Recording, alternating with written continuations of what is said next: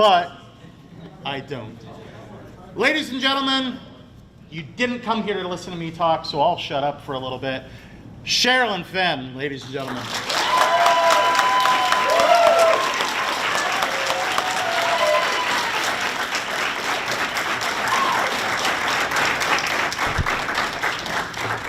Thank you so very much for coming to Sacramento to Sinister Creature Con. We absolutely adore the fact you made time for us, so thank you. Oh, it's my pleasure. It's just a little panel of one, though. It's like, okay. One, but it's one that is you. Oh, thank you. So we can't go away from that. I'm assuming most people here might be fans of Twin Peaks, right? Okay. A few cosplayers, some shirts. So I want to talk to you about Audrey and about the style, the look, the everything that you gave that character. How much of it was David and Mark, and how much of it was your creation as an actor being able to feed into that?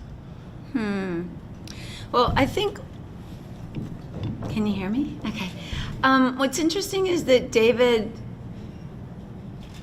the best work as an actor, it has to do with some of your truth and your life experience and your pain and all of that stuff that you're trying to resolve deep inside of you.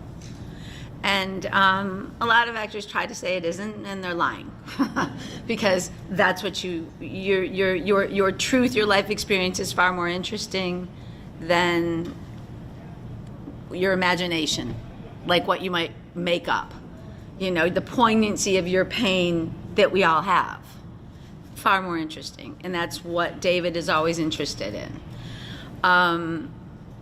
Audrey Horne was not in the script. Audrey Horne was not in the pilot. Audrey Horne was not there. David doesn't audition actors. He meets with you, he looks at your picture, and it's not like, oh, she's cute. He gets a vibe. He's very intuitive, and he listens to his intuition about things. So he sees your picture, he gets a vibe, he brings you in, he talks to you. He either sees you in a role or not. So I think I was there just for probably Donna or Shelley, because I fit into that age range. And I met with him 15 minutes, and then I left, and I was really honest. It was the first time somebody told me, don't try to be like, oh, do you like me? Do you love me? Just be yourself. So I was kind of shy, and I left, and the casting person called my agent and was like, she should have been more positive, and what was wrong with her? And I was trying just to be a person and not like a toy poodle to make somebody happy and like me. And a week later, he wrote me a role. It's like David's writing her this role. So you get the script. There's little pieces. I had no idea. I had no idea. Somebody meets you for 15 minutes and sees your soul, takes a picture, and knows what he wants to do with you. Sees your issues, sees your daddy issues, sees all your stuff in 15 minutes and writes about it. So that was trippy. Since I was considered, if they pay people, which they do, on shows, oftentimes A-level, B-level, C-level, right? So I was C, who am I, right? I'm doing a few scenes, it didn't matter, in the pilot. And I got the first script, and all of a sudden I had scenes, like a few page scenes, not like she says a word, she's gone. And then, so since I wasn't so important, I got to pick some of my clothes. So I'm bringing in tighter sweaters. They got those big ugly sweaters. I'm like, can I just bring in a pink sweater? And she's like, sure, she don't matter, right? So there was a lot of stuff that had to do with me. A very strange situation would be that I'd say something and then it'd be in the script. I'd be like, David, I was just talking to you. Why is it in the script? Because I always say on my poems, they feel fun, and then it's in the script, and people are ascribing all this stuff to it, and I'm like, oh my gosh, I can't say anything in front of you, So, so I think shockingly, humbly, amazingly was this bizarre little dance that came together, and I think it makes him a little mad because he didn't write it. Do you know what I mean? Like, Audrey wasn't there, and then she came, and then she got big. Well, wait a minute, I didn't, you know what I mean? It's a funny thing. So big that you were supposed to have a movie based on your character going to Hollywood that ended up turning entirely into a different project. Turning into Mulholland Falls. Mulholland Falls. So between Drive. season 1 and season 2, he meets with us, me, my agent, him, his agent, we eat, talking, and he says he wants to take my character and go to Hollywood, and all he saw was like her driving along Mulholland Drive and this thing in the, and she's going to be an actress, and I'm like, what? You know, I was really young. I'm like, well, do people do that? Do they like make a show into a movie, into a show? You know, 'cause that was a long time ago. That doesn't happen much. Yeah, and for whatever reason, maybe the studio, I don't know, but it just went away for a long time and then came back with other people. But speaking of coming back, you got to do, the whole cast got to do what is rare for actors, that you got to revisit a role over 2 decades from making it your own. Mm-hmm. So there's this gap time in between for your character that you then got to build a whole new character on what would have happened in your life in that. Did they hand you any type of information on, hey, between the last time and here, this is who you are, this is how things are going, or did you come at it from a whole new perspective, getting to play with this cast in a whole new way? You know, here's how I was taught to work. You know where you are. You know what your issues are. You know right here and right now what I'm having a problem with, what's going on, what I need to work on. Okay, this is not Lee Strasberg where you go in the 1950s where nobody said what they felt and you think about your dog and you cry. It doesn't work. That's not what's happening here. This is a whole different era. So what happens in that situation is, it was one of my best experiences. It was an amazing level of trust, because who meets you for 15 minutes and then writes a role that changes your life? That everybody who does that? Who and it can't be this. It's that he saw a picture of something real, truth under there that people respond to. Because guess what? You're cute. People get over that real quick. What else? What else? You know, doesn't matter. So, look, I thought Twin Peaks comes back and I live happily ever after. I did. It comes back, and I'm going to be in every episode, and I'm gonna, you know, all my fantasies, which none came true. Look, again, so when you have that level of trust with somebody that is such a savant, amazing maestro, you just like run up the diving board, run and jump in. You check in with, where am I right now? What's a mess? What do I want to look at, clean up? And then throughout the work, especially the better the material is, there it is, and you just connect with it, your truth. Well, David knew that, you know, that I was having issues and things about my relationship at the time. And to be really honest, he was mad because he had to rewrite my scenes. I didn't like the scenes that were written for me. I thought they were really awful, and they were, for the new episode, for the new series. Yeah. So I kind of cried, left, said, I could barely talk. I don't know, and I left. And then he was mad. He had to rewrite the scenes, and I think some of his personal anger, honestly, came through that. It was fine, because I'll rock it. And I got much better scenes. That's why I got better scenes than everybody else. No offense, everybody's great except Kyle. I mean, not to say he's not great. He's great. He's great.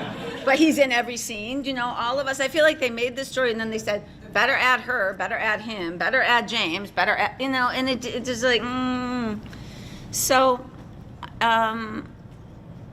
when you're dealing with somebody like that, there is a built-in trust. And if you're the kind of person and actor that wants to do that work and wants to dive deep and wants to touch people and wants to grow and learn more about themselves, it's not like illustrate. This happened to me. Now I'll show you how it happened. Bullshit. This is happening. Do I have the courage to be filmed while it's happening? I mean, it was a mess. And it's how I felt sometimes. I'm here, I'm not, what do I want? They want me to be this, how can I be this? If they want me to be this, if I don't know who I am, how are they gonna, hi. Yeah. Ghetto, I live there in my brain. I mean, do you know what I'm saying? If you're honest, maybe you'll say you live there too. Or maybe you'll hide. That's your business. I want to be revealed and fly and be transparent as a person and show that life is freaking hard. But there's also great beauty in it. You just have to search for it. That's a really long answer. Sorry, y'all. No, that is a terrific I don't even know answer. where I went. Speaking of Panel roles of one. that show truth and that I personally feel you should have gotten award nominations for, is the film of Mice and Men, directed by Gary Sinise, starring Gary Sinise and John Malkovich. I'm so glad you saw it. Your performance in that took, I'm a stage actor, took a two-dimensional role and made it into a fully functional human being that you felt for more than what I feel Steinbeck originally wrote. Amen. How do you take a character, I understand the work process, but how do you take a character that is so unnecessary to the writer that they didn't even bother giving a name? A name! And then you move it forward and make it so three-dimensional that we really desperately wanted to know her name. I read somewhere that you gave her the name Daisy. I did. I love that. I've directed it since reading that, and I made the actress refer to herself as Daisy instead of Curly's wife. What was your process in doing that with these two performers with that role? Well, I screen tested with two other girls and with John Malkovich, and when I got the job, it was one of the times someone called me. It only happened twice, and Gary called, "Will you be in my film?" And I'm like, are you kidding me? I'm so glad we've got your Gary Sinise impression. Right? That is terrific. You know that's his voice. Yes. Gary said knows so much about Steinbeck. Is very close with his Still wife. good, yeah. Yeah. So it was the only role he wanted to change because he felt she was horrible in it. I mean, she's getting, threatening to get crooks lynched. She's an angry, unhappy, abused woman. And Gary, I was playing her a certain way, and he agreed, and he was like, she's like a sad angel, like nobody talks to her. And just because she looks a certain way, just that she even says hello is a threat. Don't say hello to me, So he added a scene that was not in the book, where she broke her record, where he said, yeah. And the studio fought with him, and he's like, no, I'm not getting rid of it. We need to see who this woman is, aside from just some horrible, it's just a stereotype of a woman that's not, it didn't feel like that's who she would be living in all those men, just alone, So, and I felt legitimized as an actress for the first time in my life when I got that. And that may sound strange because we'd done, and I had nominations and stuff for Twin Peaks, but I don't know. It was John Steinbeck and working with these guys, and we got to rehearse, and it was just, it's such an important story about humanity, about, George needs Lenny as much as Lenny needs George. It's a beautiful love story. So it was one of my favorite jobs. A similarity between Audrey Horne and Daisy, we'll call her, is this need for escape, this need to find a place to go. Sounds like me. I was about to ask, is that a large percentage of what you bring to the table, or is it that you seek out these roles because you feel that way? No. What happens is, an unexamined life is not worth living. Okay, if you're going out trying to get everything on the outside and you think all that shit is going to make you happy, it isn't. And it's rare the person that achieves all those things, so you stay on the wheel. More, if I had this, if I looked this way, if I had this car, if I drove this, if I had this man, whatever, right? It's all bullshit.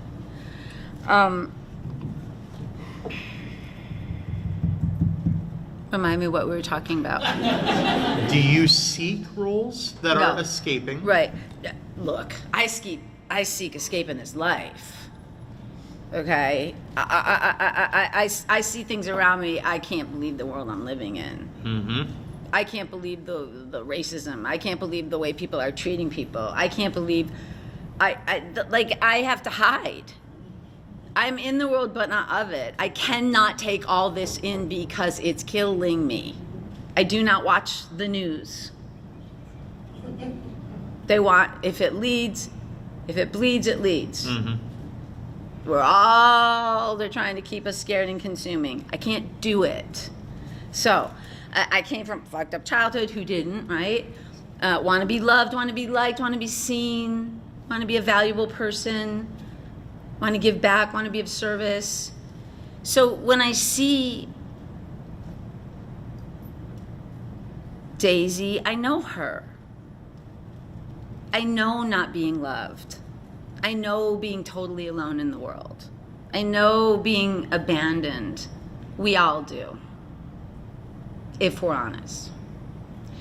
So some of the roles are like, right? It hurt. And I know I have to do them because I know I want to explore that very real territory and just what is that, you know, and to illuminate the human struggle. That's my job. It ain't better here. It ain't better for any actor. I don't care who you look at and think is all that. They're gonna go take a big poop. Okay? They're gonna be an asshole to their kid. They're gonna kick their dog. I mean, this is real. You know, that's life. You know, so if we try to, love ourselves more, challenge ourselves, be a better person. I'm a better person if I illuminate my truth. I grow, you grow, everybody grows. So that's what I try to do. And those are the scripts that I respond to, or they scare me, like Boxing Helena. And I read it, and I threw it across the room, and I was so upset, and I was so angry, and I was like, oh, what's up? Like, you're freaking out.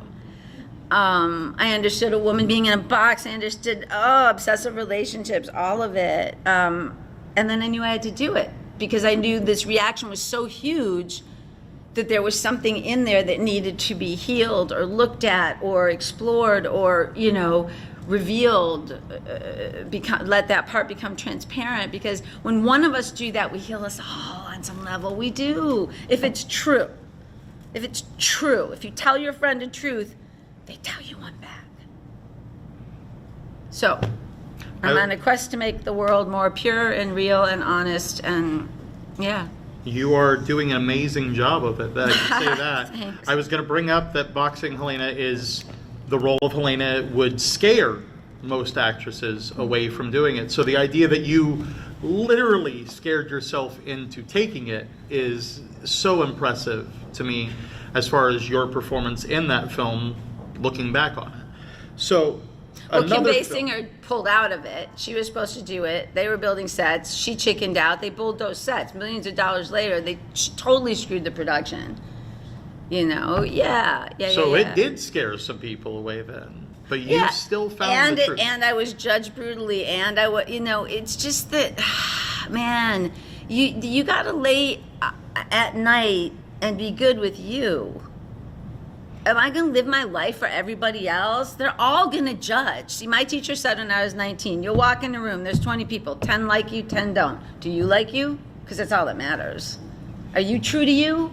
Are you a good person? Because fuck them. It doesn't matter. God bless them. I bless them. I don't wish them any ill will, but I'm going to live my life. I'm like, I got a little life. I'm going to do, you know what I mean? Challenge you the best I can. Be good. That's the deal.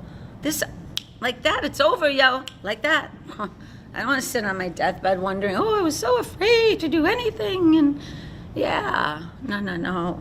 Well, you found this wonderful balance between these deep, difficult to play roles that you show the truth, and then you also show the truth through some of your comedic chops. We're gonna go before Twin Peaks. We're gonna talk Just One of the Guys. Anybody remember this film? What drew you to that? Where was the truth in that? Where was your moment that you went, I'm gonna pick this one? Or is this one of those, look, you take a working job? Well, that was very much the beginning of my career. That was, God, 19 or 18? I mean, I was really young when I did that. Of which you look the same age, so yeah.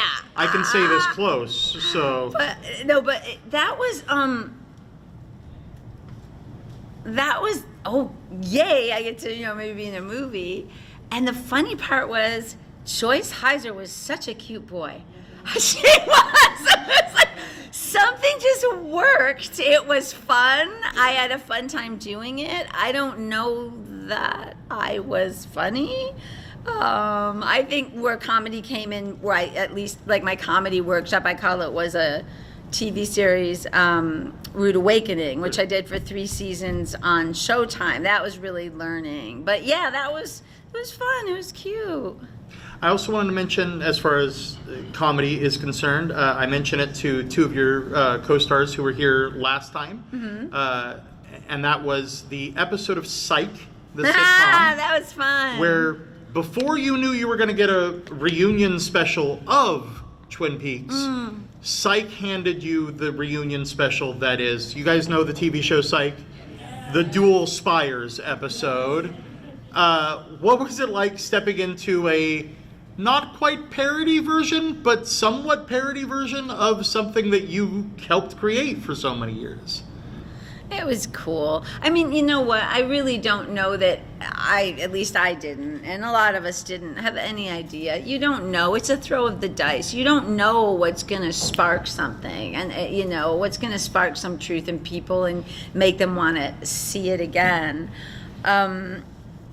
Yeah. I keep losing my train of thought. It's okay. Just how was it going into that episode of Psych, getting that call going, we're reunion again? Okay, so first I was a bitch. I'm not doing that episode, being all snotty. And then I was like, who else is doing it? And everyone's doing it. Oh, okay, I'll do it. I said, I don't want to, in my mind, I'm supposed to do it by myself, but when everyone did it, then I was like, great. And it's like James Roday's favorite show. The cutest moment with him was we all sat in the bar one night and we were all there like before shooting and just talking, and he like got tears in his eyes. He's like, I never thought this would happen. I just can't believe it. It was so sweet. And it was just fun. That was nothing but fun. It was just a fun ride. No difficulty whatsoever. Everybody happy to be together.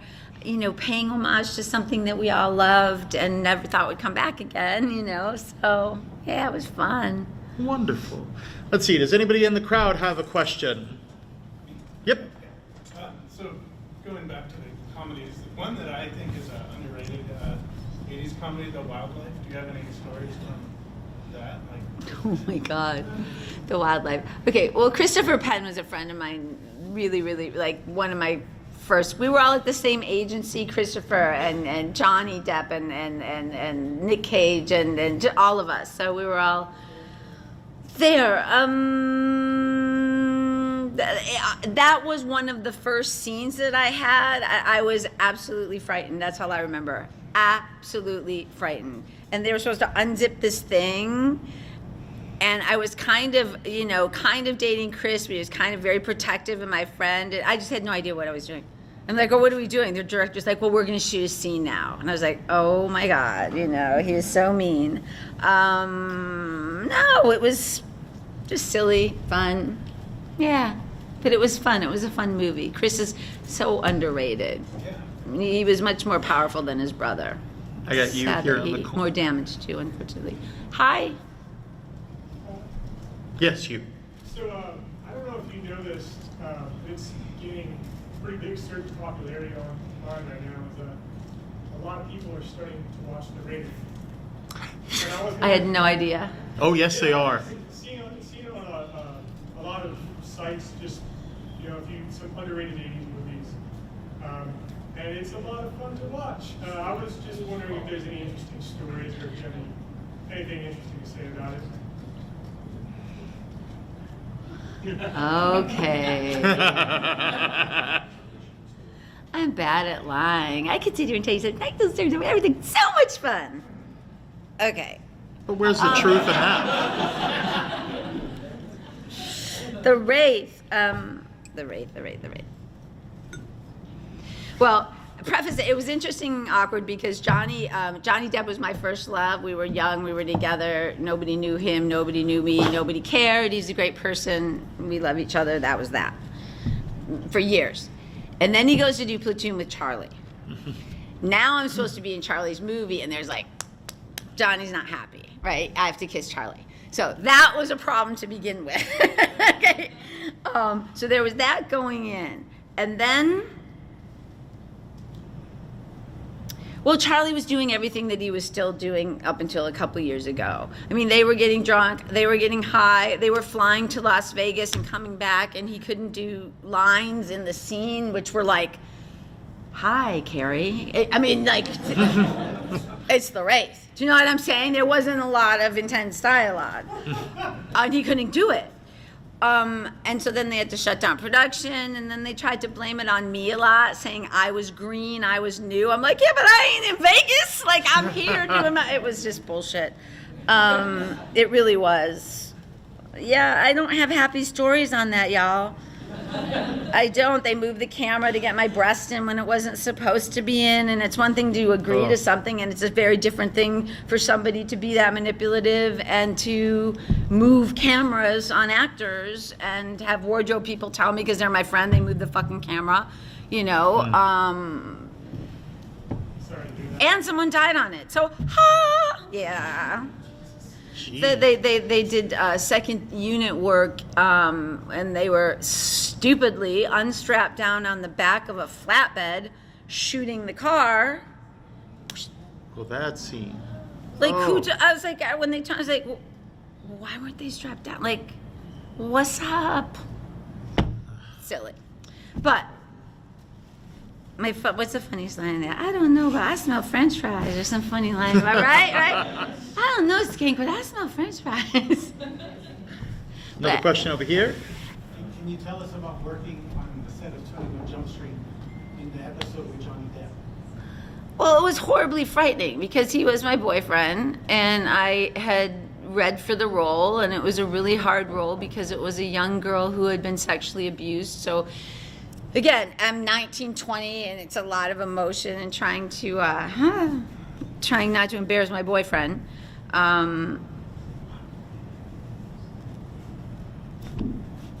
But it was good. I mean, it was. I learned a lot, and I crossed over a lot of my demons with that because I was able to do the work that I needed to do, even though my boyfriend was there, and it wasn't about him, and you know what I mean? We were able to separate that. I mean, I was so scared the night before I started shooting. I called my mom. I'm like, Mom, my brain's telling me, like, how can I break my arm? How can I just, like, not do it so that I'm going to totally just, you know, I was so afraid that, like, that I disappoint somebody that I loved so much, and it was his show, and I didn't get it because it was his show. I auditioned, so. But we all have, if we're willing to admit, some pretty destructive voices in our mind that sometimes we just have to say, oh, thank you for sharing. Fuck off. You know, because it went well, and I ended up feeling really good about it. Yeah. But that was one of my first, like, hard, intense, like, crying, emotional things that I had to do. Speaking of television, you made the rounds Cheers, ABC After School Special, Friends, Outer Limits, you Law and Order, Dawson's Creek, NCIS, the 4400, Boston Public, CSI, House, Gilmore Girls. And if I can, there's one episode of this amazing little show called Tales from the Crypt that you got to play opposite Bogarts. Yes. How was, in the world of that we're now used to, green screen acting, where yes, you're going to now act against this giant T-Rex, how was it filming that then with a long deceased actor? Yeah, it was strange. It's just they did a new cutting technique. I gotta forget his name. What's the director's name? The director on Who that does one, was it Zemeckis that did Yeah. that episode? Yes. So Bob Zemeckis was doing these new things where he would cut old films into, right now. So I look like I'm acting with Humphrey Bogart, right? And Isabella Rossellini was on it, and I think John Lithgow. And anyway, it was fine. It was fine because what he did was he just had an actor there. So you just do. It was weirder to see it, and you're like, what?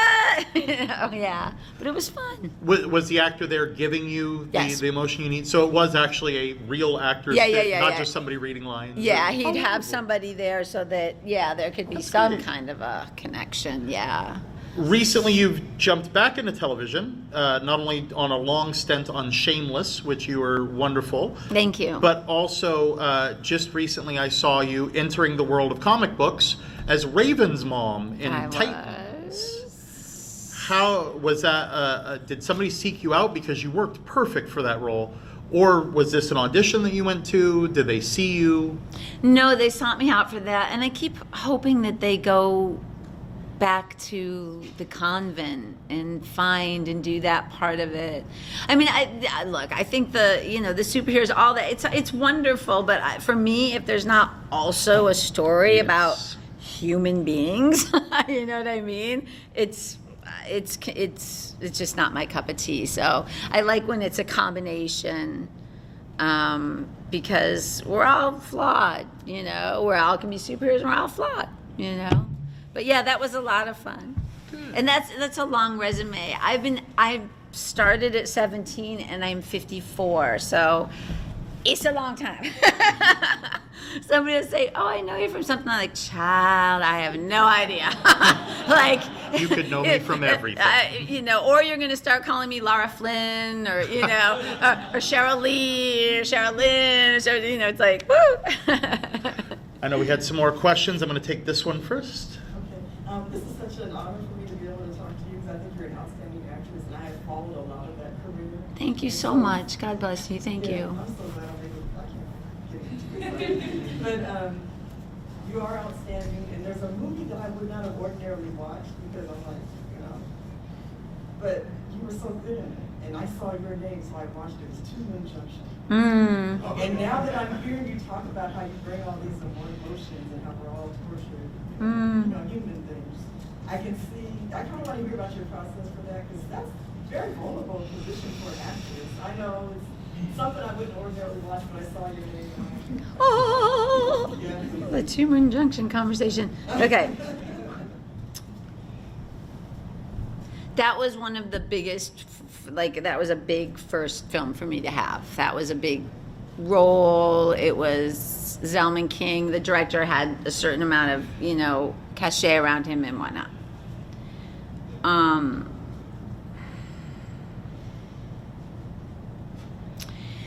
I am not an extroverted person or an exhibitionist, so I think that being physical with another human being is sacred. I think porno's fucking frightening, and is blowing one of the most beautiful connections you can have with other human beings. So I felt that it's part of my job, it's a part of life. So if I do that with grace and with truth, it's okay. What I learned in that film is that I was making one movie and everybody else was making another movie. And I was naive enough to think that I could have my vision come through more than theirs. I only know that now in retrospect. And when women react the way you do, I know mine did. No offense when guys do. If you haven't seen it, she's naked, it's sexy, it is what it is. It's a Zalman King movie. To me, if she didn't love that man, it would mean nothing. To Zellman, it was about sex. I said, that's your truth. But sex is shit without money, without love. So I played a different movie. I was wondering what she was going through as a person, because remember she was married and then this was happening. Well, she was supposed to get married, and then literally going against her again, I'm gonna cut. I don't want to do that. That's not my truth. That's not my truth. Oh my gosh, But I thought it was love. I just don't think that sex is that powerful. I think that it is love. It is love, and to me, it was a love story. And oh my God. And I guess we never thought that the whole dress would come off. Okay. To the extent that my costumer, there must have been 200 buttons on my dress. You might not have seen the movie. Buck naked. Horrible. Okay, so I'm like button. I mean, like, okay. Director was so pissed. So this is one of the fucked up moments of me. He took scissors and cut the dress because that fucking dress was gonna come off no matter what. So I also knew it was similar to my mom. My mom's blonde. There was just things that I had to work through, and I don't even know that I can articulate all of them now. It was a lot. After I did the movie, I wore the biggest, baggiest clothes because I didn't want to just be seen as this object. And I never forgot a young girl. She was a little bit overweight. She came up to me in the drugstore and she was like, "Oh, did you do that movie?" Whispering because it's porno or something, right? I mean, "Did you wear that movie at Junction?" And I said, "Yeah." She said, "I really loved it, but I didn't want to tell my friends because I thought they'd think there was something wrong with me." Puritanical, crazy, I don't even know, America. And I'm like, I gotcha. Yeah, I hear ya. And nothing's wrong with you. And you were probably responding to some of, if I love somebody. And that's who I was. I will love a bum on the street if I love him. I'm not going for Joe Money, Joe Movies. No, I've said this since I was a little girl. Because my family was like, "Oh, money's so important." I'm like, no, it's not. I mean, yes, we want it. Yes, we need it. But, it doesn't buy anything that matters. Nothing. So, I've never told my team injection. Oh, it's wonderful. I know we have time for at least one more question, and I promised right here. Oh, okay. Sorry. And If we have time for another, I'll get you. Okay? I was going to ask, you mentioned earlier your resume. Do you have a particular role that people don't necessarily know about that you think that they should know about? Diary of a Hitman. Aha. I did it with my teacher, my beloved teacher, mentor, the only film he directed, and it's with Forrest Whitaker. And she's an agoraphobic young mother whose husband's trying to kill her, and the hitman comes to kill her, and it's Forrest. And yeah. It's I like Phenomenal that. Performance. It's very low budget, but it's all character driven. And Roy London, you can't name an actor that this man didn't work with. He was like the best director, best acting coach, and then this was the first thing he directed. And he said, "We're gonna buy this play and make it into a movie for you so we can show all these assholes what you can do." All right, I have that one more in the back. There you go. Hey, I'm Miss Mandy. Hi. Actually, my question was about Diary of a Hitman. Oh, cool. Well, I saw it a few years back on MGM HD, and I never got a chance to finish it, and I was afraid because Forrest has to kill you, but at the same time, he finds out you're a new mother, and he's having doubts and shit on you. And then years later, I finally finished the movie, and I saw the ending, and spoiler, he doesn't kill you, he lets you get away. And I was like, whoa.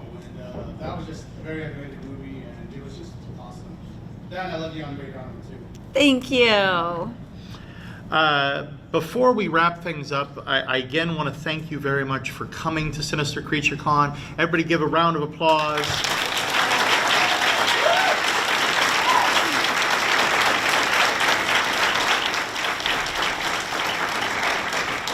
The one last question that I have for you is, how is your children's book going? My children's book is great. The problem is that there was a small company that believed in it, that let me, write it, that let me find the illustrator. It's just not gotten out in the world because I don't have a publisher that's big enough to put it out in the world. So I'm kind of just waiting on the will of heaven. I think everything happens So if you have children, for you know what a book reason. to buy. It's No Man's Land. It's called No Man's Land. Does anybody have a burning question, or is that it? Go, burning, baby. What was your favorite episode? Oh,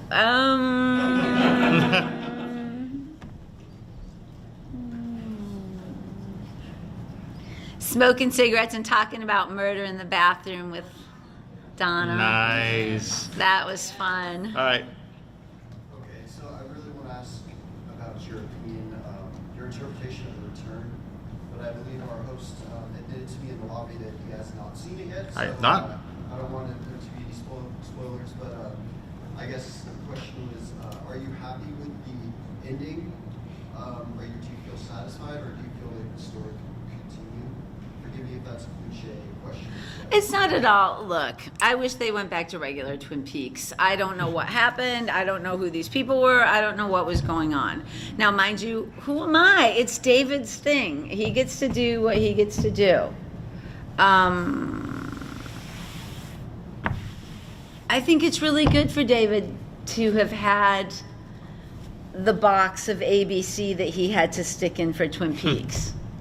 I think that's good for him not to be able to go, wow, where everybody is like, okay, I like. I mean, on one hand, you don't want everyone to get everything at the same time because that's bad filmmaking and it's a piece. But on the other hand, when you're just like, what the fuck? I mean, I'm not getting anything. I'd like to get something, like and get something. But it was, my mom, oh my God. She hated it. She'd scream about, this is the stupidest show. He had somebody wiping down a counter for 5 minutes. When are you coming on? I'm not watching it anymore. I'm like, Mom, I don't know when I'm coming on. I'm sorry that David had them wipe down the counter for 5 minutes. It's him. I don't know, All right. But the last thing I would say about David is don't ever try to understand it because there is no understanding. No, but this is the beauty. It's not like I'm going to have you not understand to fuck you over. Here's the thing. Understanding's overrated. It's what you get from it. Mm-hmm. And what you get from it says something about you. And an unexamined life is not worth living. So, gosh, why did that bring that up on me? And, gosh, maybe I do have a thing about, And we work on ourselves and we get better. And we don't listen to society. That's me. I can literally talk with you all day. Unfortunately, we have other panels I know, coming I'm so in. sorry. So once again, round of applause for Miss Fenn.